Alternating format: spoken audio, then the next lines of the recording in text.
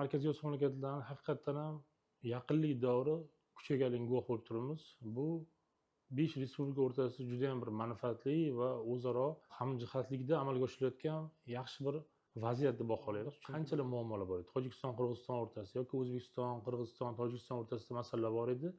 Lekin bu bugungi kunda oxirgi 5 yillikda bu masalalar o'rtada muammo emas, balki mana kelinglar shu masalani yechaylik deb O'zbekistonning prezidenti Shavkat Mirziyoyev qancha tashabbuslar qilyaptiki, mana bugun barchasi ijobiy ta'sirga ega bo'lyapti. Buni kecha Yevropa ittifoqi ham bizga qiziqa boshlayapti. Amerika Qo'shma Shtatlarini ko'rib turibmiz. Xitoyda bevosita boshqa bir davlatlar ham mana shu mintaqa mamlakatlar bilan hamkorlik qilishga harakat qilyapti.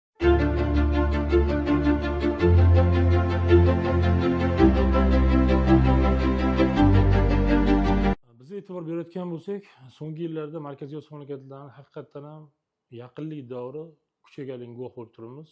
Bu 5 respublika o'rtasida juda ham bir manfaatli va o'zaro hamjihatlikda amalga oshirilayotgan yaxshi bir vaziyat deb baholaymiz. Chunki bilamiz, 30 yil vaqt davomida qanchalar muammolar bor edi. Tojikiston, Qirg'iziston o'rtasida yoki O'zbekiston, Qirg'iziston, Tojikiston o'rtasida masalalar bor edi.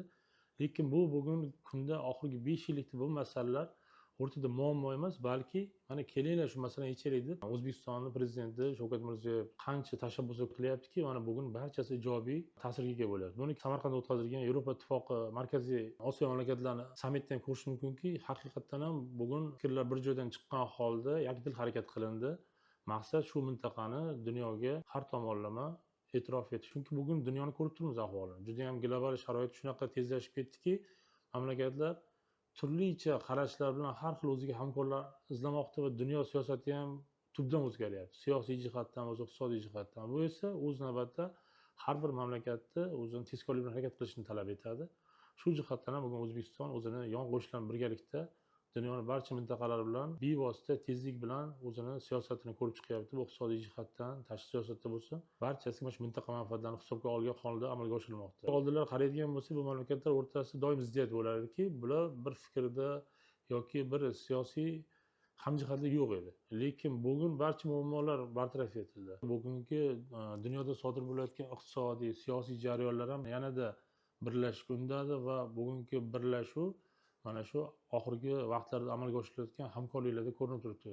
Yevropa ittifoqi ham bizga qiziqa boshlayapti. Amerika Qo'shma Shtatlarini ko'rib turibmiz. Xitoyda bevosita boshqa bir davlatlar ham mana shu mintaqa mamlakatlar bilan hamkorlik qilishga harakat qilyapti. Maqsad nima? Maqsad bu mintaqa bilan amalga oshirilayotgan harakatlar albatta foyda keltiradi. Chunki bu mintaqa tinch. Bugun bu mintaqa bir-biri bilan munosabatlarni joyiga qo'yib olgan. Bu mintaqani barcha jihatdan ustunligi e'tirof etilyapti. Shu nuqtai nazardan ham bugungi qilinayotgan barcha harakatlarni biz faqatgina ijobiy baholaymiz. Afsuski, bu masalada ham ko'plab matbuotda tarqalyapti. Endi xuddiki bu mintaqa o'zini e'tiborini g'arbga qaratdi, sharqqa emas, yuzini g'arbga burdi degan iddaolar ham bo'ladi. Lekin aslida biz tushunishimiz kerak, bu faqatgina O'zbekiston yoki Qozog'iston, Qirg'iziston, Tojikiston va Turkmaniston bo'lsin. Bugun bular hammasi barchasi mustaqil suveren respublikalar.